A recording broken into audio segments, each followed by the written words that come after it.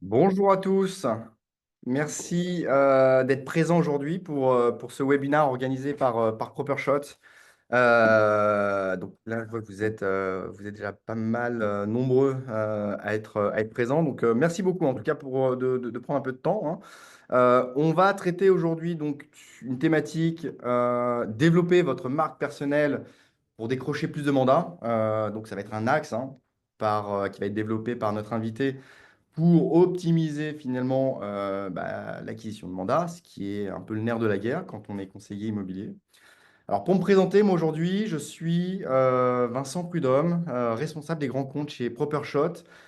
Pour ceux qui ne nous connaissent pas, ProperShot, c'est une application à la fois mobile et web de retouche photo générée par l'intelligence artificielle. Voilà, donc si vous voulez plus d'infos, on pourra vous donner plus de contacts à la fin du webinar. Pour nous accompagner aujourd'hui, on a Oleg qui est notre invité et qui va justement traiter de la thématique du jour. Oleg, bonjour. Bonjour Vincent, Merci, merci de m'accueillir dans ce webinaire. avec grand plaisir. Je te laisse dire deux, trois mots sur qui tu es à nos invités. Oui, bien sûr, ouais. J'ai travaillé pendant 7 ans à Monaco dans l'immobilier de luxe avant de créer mon agence sur la Côte d'Azur pour toujours accompagner cette clientèle monégasque qui est très active dans l'achat, la vente, la location saisonnière de propriétés d'exception autour de Monaco, Bon, de Saint-Tropez à Menton, on va dire. bon, super.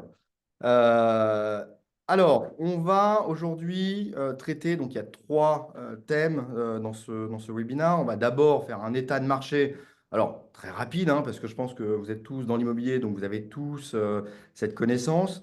Mais c'est toujours intéressant d'avoir l'avis d'Oleg, notamment qui est basé à Monaco, comme il vous le disait, avec sa vision aussi du marché du luxe et peut-être aussi du marché plus global. On va ensuite, Oleg va nous dire finalement comment construire sa marque personnelle, très important, et l'importance de la marque personnelle dans le métier de conseiller immobilier. Voilà. Alors, l'état de marché. Oleg, dis-moi aujourd'hui, toi, comment tu décrirais finalement la situation actuelle du marché immobilier à la fois donc, en France, mais à la fois sur le marché, le secteur du luxe, mais aussi de manière plus générale, sur le mass market, on va dire. D'accord. Alors, je vais commencer par le mass market. Effectivement, on a considéré que la baisse des taux d'intérêt, c'est un bon signe. Mais je parlais ce matin avec une de mes amies avocates qui est en place depuis 1 an et demi dans son étude. Et elle a un très très beau salaire, une très belle position, mais son compromis vient de sauter puisque la banque ne lui a pas octroyé son prêt. Et on voit que c'est une situation en stress sur toute la France. Nice conserve une place d'exception. Moi, je suis à Nice, Saint-Jean-Cap-Ferrat et Villefranche. Et le marché reste difficile, hormis sur le segment du luxe. Difficile pourquoi? Parce que beaucoup de compromis sont sous conditions suspensives et les banques qui ont pourtant réalisé des simulations positives ne les accordent pas. On a des gens qui ont besoin de liquidité aussi, qui commencent à négocier la vente de leurs biens de manière plus active, avec des baisses de prix significatives, plus de biens disponibles sur le marché. Mais de l'autre côté, l'accès à la propriété est compliqué.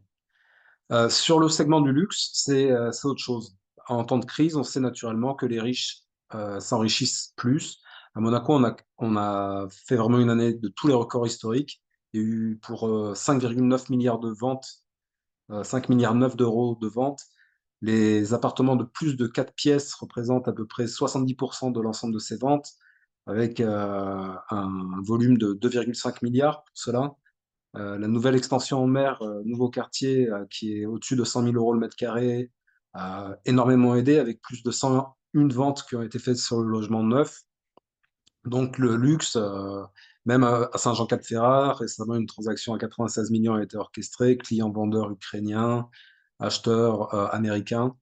Le luxe se porte très très bien. C'est pas le cas pour le restant de la population qui est, même dans les proportions en dessous de 10 millions, qui reste très stressé. Ouais, on est sur un autre marché qui est très attractif quand tu nous donnes des chiffres comme ça. C'est vrai que c'est très joli, hein. Mais après, je pense que c'est aussi un marché qui est très compliqué. On va le voir par la suite, mais de manière générale, effectivement, le luxe, l'immobilier de luxe, bah, c'est forcément attractif par rapport au chiffre d'affaires qu'on peut générer. Par contre, c'est, je pense, un marché qui est très compliqué à intégrer. Euh, alors, ce qui est marrant, c'est que pendant ces dernières années où on a eu donc cette crise immobilière, notamment, bah, on a vu les ventes qui ont chuté, les taux aussi. Enfin voilà, ça a été très compliqué pour tout le monde finalement. Euh, Par contre, ce qu'on a pu remarquer, j'aimerais avoir ton avis, c'est qu'on a eu des nouvelles solutions dans l'immobilier. D'un point de vue digitalisation, on a eu alors la digitalisation avait commencé déjà un peu avant la crise, mais elle a actionné aussi, enfin, s'est accélérée pendant cette crise et on a vu surtout apparaître des solutions d'intelligence artificielle aidant finalement les conseillers immobiliers dans leur domaine, dans leur métier. Oui, alors effectivement, la digitalisation était déjà en place. On travaille tous un peu pour Google pour être bien référencé naturellement sur les pages de Google, être en numéro un, parce que quand on est en numéro un sur Google, on est sûr d'avoir des ventes dans l'année. Mais là, on a, face à la concurrence très exacerbée, à Nice, il y a 750 agences, par exemple. Il y a, en plus des 750 agences, il y a 500 mandataires indépendants. À Monaco, c'est encore plus condensé. Sur 2 km², il y a 200 agences, 300 marchands de biens pour à peu près 360 ventes par an. Et c'est vrai que là, dans ce cadre-là, l'intelligence artificielle, elle vient faire la différence. Elle nous aide, c'est pas une béquille, c'est un guide, ça nous aiguille dans nos actions quotidiennes pour nous organiser, pour trouver des nouveaux mandats, pour aider les gens à se projeter, à faire face à leurs inhibitions, quand on a des biens qui sont en potentiel avec notamment votre solution, on peut leur montrer comment l'appartement ou la maison pourrait être rénové. Et là, on permet de closer des deals plus facilement en ayant moins peur, naturellement, et en permettant aux gens de se projeter. Oui, L'émotion compte toujours dans la décision finale. tout à fait raison. Je pense qu'effectivement, je suis assez d'accord avec toi, hein. C'est que toutes ces solutions d'IA, notamment, euh, arrivent presque au bon moment, dans un marché un peu compliqué, un marché fragile où on a du mal à vendre, on a du mal à trouver des acquéreurs. Se faire aider, c'est aussi un des leviers, on va dire, en plus de d'autres leviers, qui vont nous aider finalement peut-être à avoir plus de mandats que les autres ou à vendre plus vite ou mieux que les autres. Je suis assez d'accord. Donc, très bien. Donc, ce qu'on disait globalement, donc, c'est qu'on est encore, je pense, sur un marché qui est encore un peu fragile, hein. On a les prémices d'un marché qui va revenir un peu plus en croissance. Mais aujourd'hui, pour moi, je pense qu'il y a, c'est pour ça que tu es là d'ailleurs, il y a un aspect qui est très important et qui marche même en temps de crise, c'est l'image personnelle. Donc, avoir une image personnelle forte qui va te permettre notamment de pouvoir bah, être un peu plus solide que les autres, finalement, en temps de crise. Toi, de ton côté, est-ce que tu pourrais nous partager en fait tes premiers pas dans l'immobilier de luxe, notamment, et peut-être nous dire comment tu as fait pour signer ton premier mandat, finalement, dans ce secteur-là? D'accord. Alors, juste en 2 temps, moi j'arrive de l'immobilier en Luberon. J'ai vraiment commencé après des études qui concernaient pas du tout l'immobilier. C'est-à-dire, j'ai fait Sciences Po Bordeaux, un master 2, préparation à l'ENA, et après un master 2 spécialisé en droit européen. J'ai attaqué en Provence, dans le Luberon, comme agent immobilier tout à fait normal. Beaucoup de prospection terrain, au contact des paysans, au contact des propriétaires fonciers, au contact des associations sportives, des commerçants, pour histoire de poser les bagages. En 2016, après avoir réalisé une très très bonne année en Provence, on m'a proposé de venir à Nice, que je découvrais totalement. J'étais venu une fois faire un concert des Rolling Stones à Nice, mais je connaissais pas du tout le secteur. J'avais zéro contact. Et assez rapidement, en fait, j'ai été remarqué parce que j'étais très présent sur LinkedIn. Et j'ai Barnes qui m'a proposé à Cannes de développer le secteur ultra luxe du Cap d'Antibes, secteur qui est très hermétique. C'est un club avec beaucoup de ruses, des mandats très difficiles à avoir. Et de manière très très simple, moi j'ai continué à faire de la prospection. Je suis allé dans les villas, apporter les magazines de luxe Barnes. Et par ce biais-là, petit à petit, j'ai développé certains contacts dans les banquiers privés, notamment à Monaco, qui m'ont invité dans des soirées privées sur le Brexit, sur la fiscalité monégasque. sur l'intérêt, par exemple, d'avoir un vaisseau juridique monégasque pour acheter même sur la Côte d'Azur, quels étaient les aspects favorables. Et on m'a fortement poussé, y compris des CEO de banques privées, à venir travailler à Monaco. Monaco, c'est le club. Sachant qu'il y a 200 agences, quand je suis rentré à Monaco en 2018, je ne connaissais personne et je pensais qu'il n'y avait absolument pas d'espace. Et en fait, si, parce que l'espace, on le crée soi-même. Monaco, je prends souvent la métaphore du cocotier.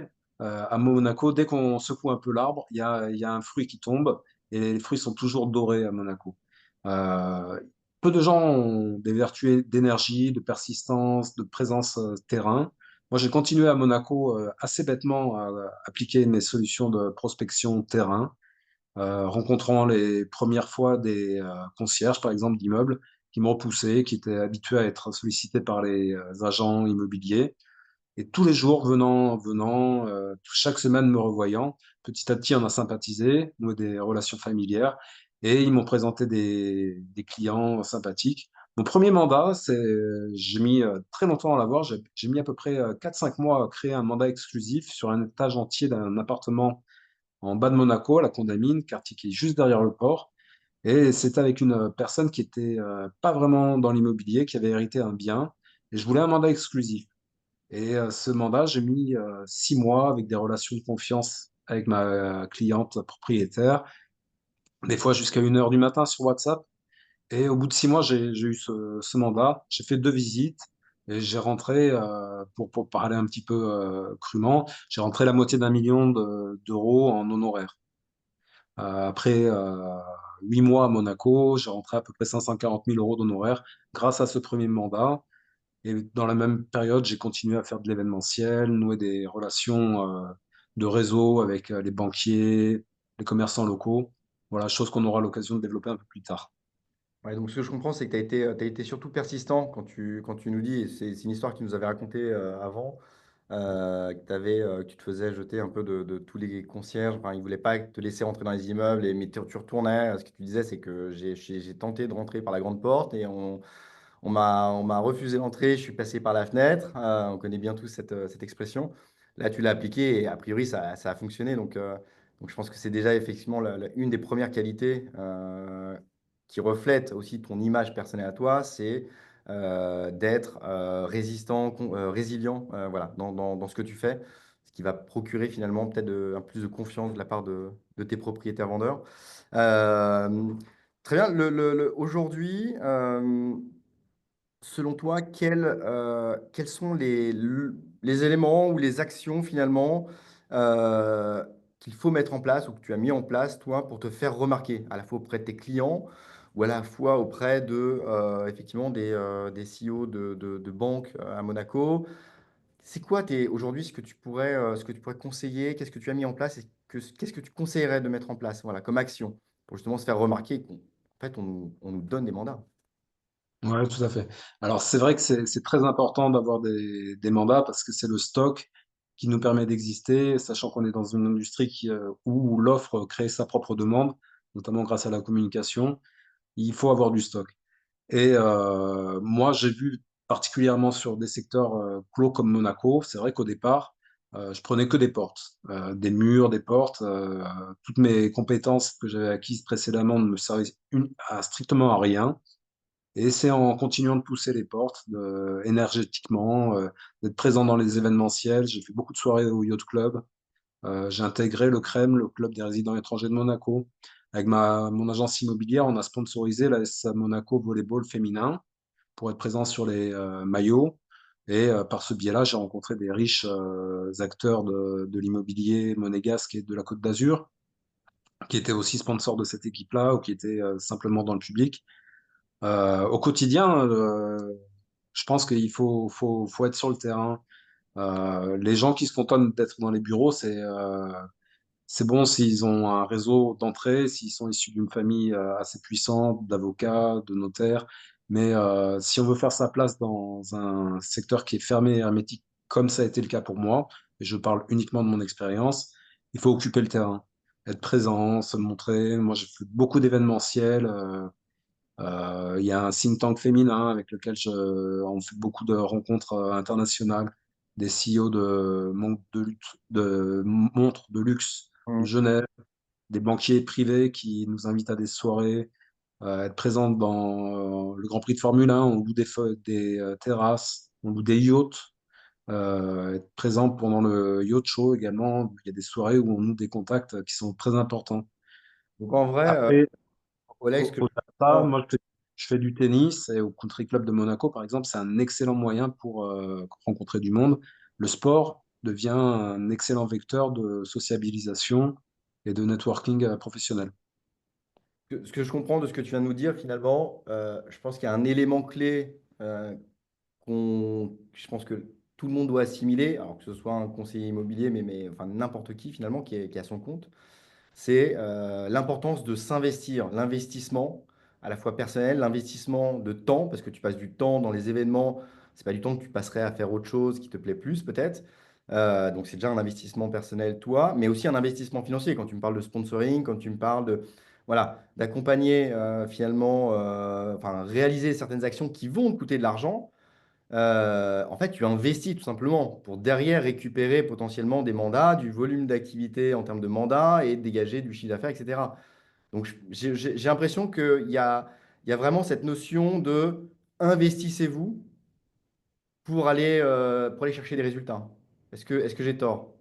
Non, non, tout à fait. Mais l'énergie qu'on met dans ce métier, elle est souvent peu couronnée de succès, mais avec la persistance, la résilience et la qualité d'investissement, à un moment donné ou à un autre, ça paye. C'est des stratégies qui sont de moyen terme, voire de long terme. C'est des stratégies de charisme et de mise en place de réseaux de qualité et de confiance. Moi, je dis souvent que je cible les seconds cercles de mes clients. Un client qui est malheureux, il va en parler à 20 personnes. Un client qui est heureux, il en parle à une ou deux personnes. Et ça nous suffit pour faire des très très bonnes années. Et on nous sollicite après régulièrement, comme on pourrait solliciter un joueur de football. On dit qu'il y a une partie de jeu à faire un samedi. Est-ce que vous êtes disponible? Et c'est ce même type de sollicitation qui nous arrive, mais pour des biens très importants. Ce matin, j'ai une personne qui me demandait un hôtel à 105 millions sur la Côte d'Azur. Personne que j'ai croisée dans un événement sur l'investissement récemment, il me dit j'ai cette recherche-là, à titre personnel. Une belle demande. Ouais, ouais, c'est très sympa. Alors que j'étais pas du tout axé ce matin sur le business, j'avais d'autres occupations, d'autres investissements à réaliser. Et j'ai eu cette demande-là, ce qui me permet de ressolliciter les notaires. Les notaires n'avaient pas d'hôtel, mais ils avaient d'autres appartements sympathiques à me proposer. Et bon gré mal gré, dès qu'on secoue un peu le cocotier, les fruits qui en tombent sont dorés, qu'on soit sur la Côte d'Azur ou Monaco, c'est très intéressant. Il faut avoir la motivation. Il faut se motiver, avoir une sorte de discipline sportive dans ce cadre-là, et ça paye toujours. C'est intéressant parce que tu parles de notaire, mais du coup, effectivement, même sur. Alors là, on traite de l'immobilier de luxe, mais euh, je pense, dis-moi si pareil, j'ai tort ou raison. En fait, finalement, ta stratégie à toi, au niveau de ton image personnelle, d'aller réseauter, faire du sponsoring, voilà, de communiquer avec tout le monde finalement, parce que tout le monde peut être une opportunité. C'est aussi quelque chose, tu penses, qu'on peut appliquer à, on va dire, au marché immobilier plus classique et pas forcément c'est pas que dédié pour le luxe. Ah ouais, tout à fait, ouais. Si on vient dans l'immobilier et qu'on est timide, introverti, peut-être que l'intelligence artificielle peut nous aider un tout petit peu, mais c'est un métier qui est un prétexte à sociabiliser, à créer des contacts, à nouer du contact, à se positionner comme un agent de haute valeur également, qui a une expertise fiscale, une expertise patrimoniale, financière, qui va justifier la confiance de nos clients et de ne pas trop négliger notre intégrité morale ou les montants de nos honoraires. Moi, je suis quelqu'un qui baisse très peu, enfin, qui sacrifie jamais ses honoraires. Je les présente comme un investissement pour mieux réaliser l'investissement de mes clients et ils le prennent très très bien. Dans toute configuration, j'ai une copine qui est à Toulouse, je lui ai dit, rapproche-toi des cercles de ADS, de l'innovation technologique. du développement économique. Elle l'a fait et elle s'en porte très bien. Elle a beaucoup aimé la qualité des événements qui lui ont été proposés. Elle a intégré certaines associations comme les Rotary, des choses comme ça. Et quelle que soit la zone, l'immobilier actuellement, il fonctionne énormément, bon, certes sur Internet, l'intelligence artificielle vient nous aider, mais pour avoir les beaux mandats, les produits au prix, pour connaître les bons acquéreurs qui vont venir par d'autres moyens et qui réalisent la plupart du temps les plus belles transactions. Par an, on peut avoir une très très belle transaction qui nous est amenée par Internet, et par le réseau, on peut en faire 4 ou 5 de très très très, très belle qualité. Et sur la côte, c'est beaucoup ce raisonnement de club Ouais. qui prédomine, mais partout, la logique de réseautage, de networking, elle amène des fruits très importants. Et effectivement, c'est un investissement de temps, d'énergie, d'argent de temps en temps quand il faut participer aux événements, mais c'est toujours payant. Et du coup, ça me fait rebondir sur comment tu arrives. Alors, parce que réseauter, tu vois, on peut s'inscrire à des clubs ou à des BNI. Enfin, voilà, on peut aller faire du réseautage, ça c'est sûr. Maintenant, pas que, c'est pas aussi simple que ça. Toi, comment arrives-tu finalement à créer des relations solides avec des personnes? Tu vois, tu croises un notaire, tu croises quelqu'un qui cherche à acheter un bien immobilier, tu croises n'importe qui. Comment tu arrives à créer cette relation solide pour qu'elle te dise à un moment donné, j'ai un projet à 105 millions d'euros que je cherche un hôtel particulier, est-ce que tu en as un? Donc je te fais déjà confiance en te posant la question. Ou j'ai un bien à 50 millions d'euros à vendre à Monaco. Tiens, si tu veux le mandat, il est pour toi. Je le fais aussi facilement. Je pense que c'est pas aussi facile que ça. Mais comment arrives-tu à déclencher ça finalement, à qu'on te propose? Parce que dès qu'on te propose quelque chose, un mandat finalement, ou à visiter un bien peut-être, j'imagine qu'il y a déjà une certaine relation de confiance. Donc ça se crée. Et comment tu fais pour la créer? Alors, deux éléments principaux. Moi, j'ai beaucoup axé mon développement, on va dire, le charisme de mon agence et le charisme professionnel sur LinkedIn. J'ai aujourd'hui à peu près 28 000 followers, dont des CEO, des avocats, des banquiers privés. Ce qui fait qu'à chaque fois qu'il y a une personne qui va essayer de me contacter ou que j'ai contacté dans la journée, qui va faire une recherche, même si la première réaction à ma démarche était un petit peu négative, voire agacée, après il regarde sur Internet, il voit la crédibilité que j'ai, les biens que je touche, et là il y a une sorte de raisonnement logique, une confiance logique qui arrive. Il y a une autre confiance émotionnelle, c'est-à-dire que la plupart du temps, on pense qu'en tant que négociateur, on est des vendeurs, comme on pourrait vendre n'importe quoi, hein, des bateaux, des voitures de luxe. Et moi, assez rapidement, notamment dans des petits villages comme Monaco, il faut plutôt, enfin moi j'ai trouvé que la stratégie d'être conseillé, se mettre plus proche du client sur la table des négociations, était plus payante. Et c'est ce qu'on appelle de l'empathie tactique, c'est-à-dire poser immédiatement des questions stratégiques. Est-ce que vous voulez brader le bien? Combien de temps vous voulez pour le vendre? Est-ce que vous êtes prêt à consentir des sacrifices? Qu'est-ce que vous voulez faire après la vente de cet appartement? Quels sont vos différents projets? Et c'est une approche en accompagnement de projet de vie. C'est-à-dire que au-delà de la vente, comment ils se projettent après? Est-ce qu'ils veulent réinvestir? Est-ce qu'ils veulent changer de pays? Est-ce qu'ils cherchent plus grand? Et quand ils sentent qu'on peut les accompagner sur les différents projets, il y a la relation de confiance qui s'instaure. Et si un petit peu la dimension logique peut amener de la certitude et amener à closer des deals, la dimension d'émotion, d'empathie tactique, celle-là, elle est irréversible et incontournable. Et avec, on conclut les meilleurs deals. C'est vraiment en passant de l'émotion, en canalisant nos propres énergies au faveur de l'émotion du client, qu'on arrive à les convaincre d'acquérir, d'investir, qui sont des logiques patrimoniales, des logiques familiales des fois. Et il faut avoir cette dimension d'empathie tactique, de conseiller pour réussir un petit peu dans ce cadre-là. C'est bien comprendre son client et vraiment l'accompagner au vrai sens dans son projet. Vous êtes à deux finalement dans le projet, toi et lui, et vous allez tous les deux dans la même direction. Donc c'est un peu ça l'image, et plutôt qu'effectivement de lui vendre des services à tout prix, comme tu disais, avoir moins une position de vendeur et plus une position de conseiller, référent, quelqu'un qui accompagne effectivement son client dans son projet.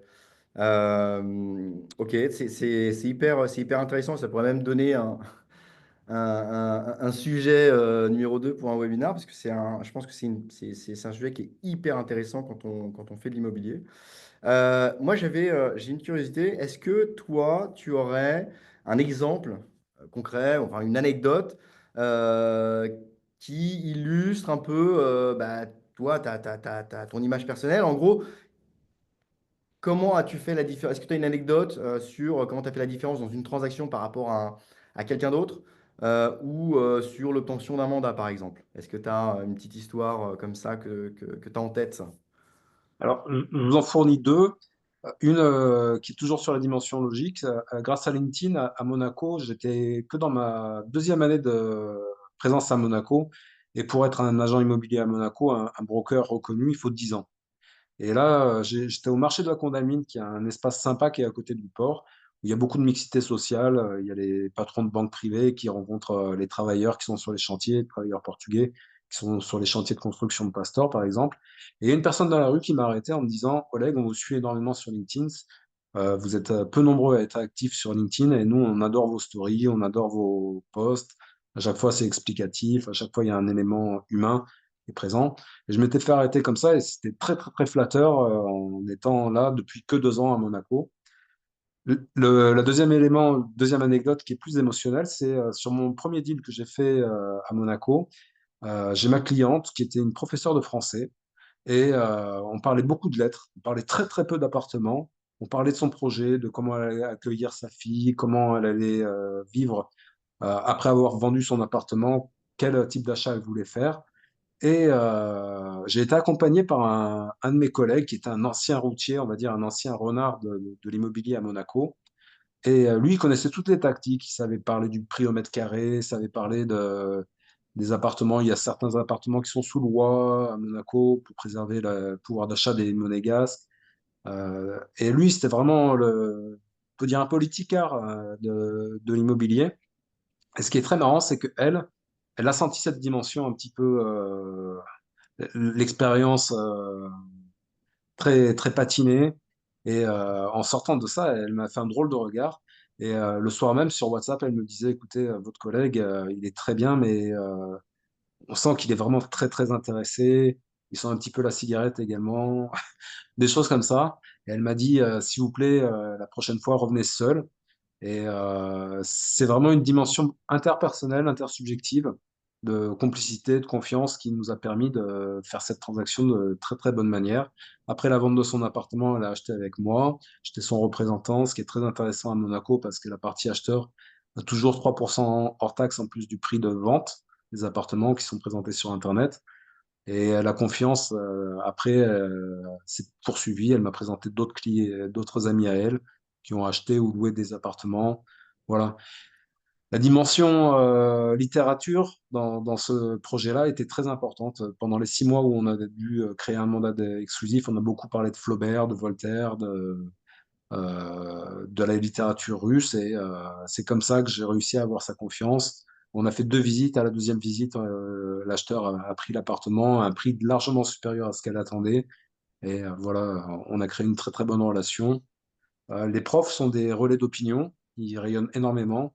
Et ça m'a ouvert certaines autres portes à Monaco après. Bon, bah, écoute, super. C'est deux belles anecdotes, effectivement, qui nous illustrent bien ce que tu nous as dit précédemment. Écoute, merci beaucoup, Oleg.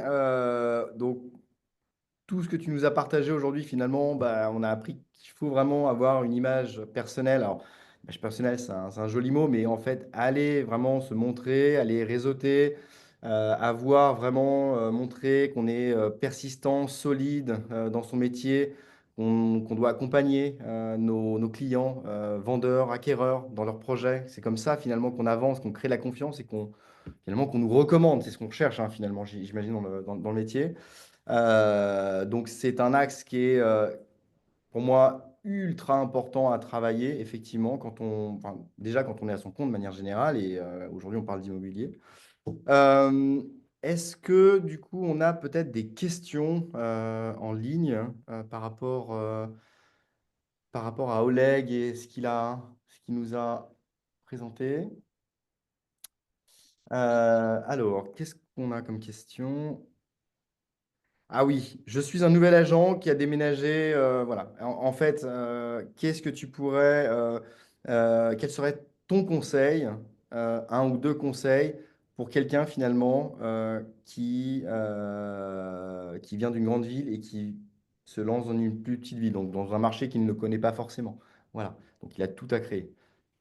Ce serait D'accord. quoi ton conseil, hein, en deux mots? Ouais, qu'on soit dans le secteur périurbain ou rural, ça concerne beaucoup de gens qui sont en quête de reconversion, qui ont connu la ruralité pendant le travail à distance ou des choses comme ça. Euh, il faut rencontrer la population, et la population, elle se rencontre principalement à travers les commerçants, les coiffeurs, les bouchers, les petits commerçants qui ont une supérette, les boulangers, être présent dans les marchés locaux, quand il y a un marché le samedi matin. Moi, j'ai fait beaucoup de sport. J'étais dans le club de rugby, dans le club de boxe éducative, dans un club de théâtre. Et systématiquement, c'est des effets de boule de neige. C'est-à-dire que quand on va à la rencontre de la population, on a un enjeu réputationnel qui est bon parce que les gens voient qu'on est dynamique et ils adorent ça. Ils voient qu'on a envie de s'intégrer et souvent, c'est le problème des citadins quand ils viennent dans les petites villes. Moi, après avoir fait mes études à Aix-en-Provence, Marseille et Bordeaux, quand je me suis retrouvé en Luberon, c'était vraiment la campagne. Et les agriculteurs m'ont amené beaucoup de bonnes choses, comme le sens commun, la bonne gastronomie. Et c'est des dynamiques villageoises qu'il faut vraiment valoriser parce que c'est par ce biais-là, très simple, que nous arrivent les meilleures choses. Les meilleurs projets immobiliers, les meilleures relations, les meilleures recommandations et se mettre au niveau des gens, se mettre dans la mentalité locale, ne pas passer à côté des grands événements sociaux locaux, euh, parce que c'est un tout petit peu de l'ethnologie, de l'anthropographie qu'on fait. Il faut être dans le milieu local, il faut baigner dedans, il faut s'investir. Ah, qu'on soit à Monaco à faire à réseauter dans effectivement, dans des clubs de prestige, etc., ou qu'on soit dans une petite ville, en fait, la démarche est la même. Il faut effectivement parler à tout le monde, effectivement aux commerçants. Il faut essayer d'intégrer certains réseaux. Alors, je sais que même parmi les commerçants, je crois qu'il y a des réseaux de commerçants. Enfin, les commerçants en général se regroupent et c'est toujours bien d'en faire partie. On a une question de Stéphane. Alors, je ne sais pas si tu vas pouvoir y répondre, qui nous dit qu'il voudrait avoir Tu utilises un réseau social, c'est ça?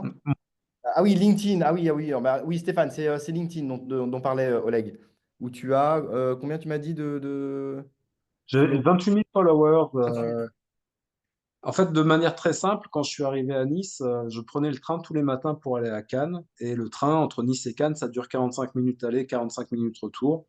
Et de temps en temps, je prenais le journal et la plupart du temps, j'étais sur LinkedIn à chercher les CEO, les avocats, les gestionnaires de patrimoine, les family office. Et c'est très, très important. Bien sûr, j'ai joui dans un premier temps de la petite étiquette Barnes qui permettait de vraiment avoir les meilleurs contacts. Et petit à petit, ça se développe.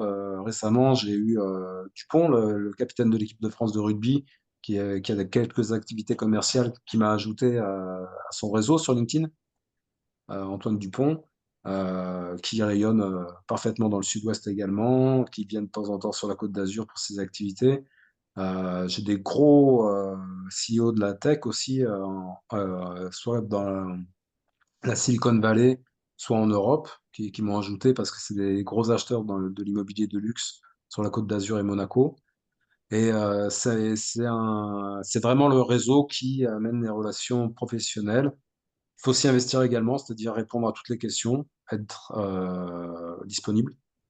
Et voilà, et on va dire que moi, j'augmente à peu près de 2000 ou 3000 abonnés maintenant toutes les 4 5 semaines. Ah oui, c'est Et énorme. ouais, ça va assez vite. Et j'ai un de mes, quand j'étais encore en poste de salarié à Monaco, j'ai un de mes patrons qui m'a dit, hier j'étais sollicité par un notaire qui disait que sur LinkedIn, il suivait quelqu'un qui s'appelle Benjamin Pratt, qui est très actif sur la Côte d'Azur, et moi. Et il disait, tiens, c'est marrant parce que moi, j'étais son salarié à l'époque et ça l'a flatté de savoir qu'en tant qu'employé de son agence à Monaco, j'étais aussi très très présent sur LinkedIn et le notaire en question, qui est un gros notaire de Monaco, suivait mes posts. Ok, bon, mais très bien. Je pense qu'effectivement, LinkedIn est un outil merveilleux. En plus, il y a un accès qui est gratuit. On n'est pas obligé de payer pour développer son réseau. Il faut savoir l'utiliser et ça peut rapporter vraiment du volume d'affaires. Euh, Merci Elisabeth. Donc, il y a Elisabeth qui vous remercie, en fait, qui te remercie Oleg pour tes super conseils qu'elle va appliquer dès cet après-midi d'ailleurs pour concrétiser une offre autrement. Voilà. Donc, Elisabeth te remercie. Merci Elisabeth d'avoir partagé votre opinion. Ah, quelqu'un qui nous demande en combien de temps tu as réussi à te créer un gros réseau. En fait, je pense que la question c'est ça, c'est à partir de combien de temps tu penses que tu as créé un réseau d'une certaine taille mais qui commence à te rapporter finalement, je pense. D'accord. Alors, dans le Luberon, j'ai mis 1 an et demi. Et le seuil était vraiment au bout de 2 ans. Au bout de 2 ans, quand tout se passe bien, qu'on a une bonne réputation, on est intégré aux villages locaux. Et là, ça ramenait énormément de mandats de qualité, de bons retours. Monaco, c'est un peu plus long. Normalement, on met 8 10 ans à se créer un réseau de qualité. Et moi, ce qui est très marrant, c'est que j'ai des agences qui sont là depuis 60 ans, 70 ans, qui de temps en temps me sollicitent pour me demander si j'ai un mandat off-market, une propriété off-market, par rapport à une recherche qu'ils ont. J'ai beaucoup de stocks à Monaco. Je dois avoir une cinquantaine de propriétés à la vente, des biens sur Maréterra, des choses comme ça. Et Mhm. comme je ne suis que depuis 2018, c'est très récent. Je suis encore un novice à Monaco. Mais en investissant beaucoup dans l'événementiel, dans les soirées, dans les clubs, au bout de 2 ans, encore, je pense que c'est 1 an et demi, 2 ans la réponse, c'est 1 an et demi, 2 ans.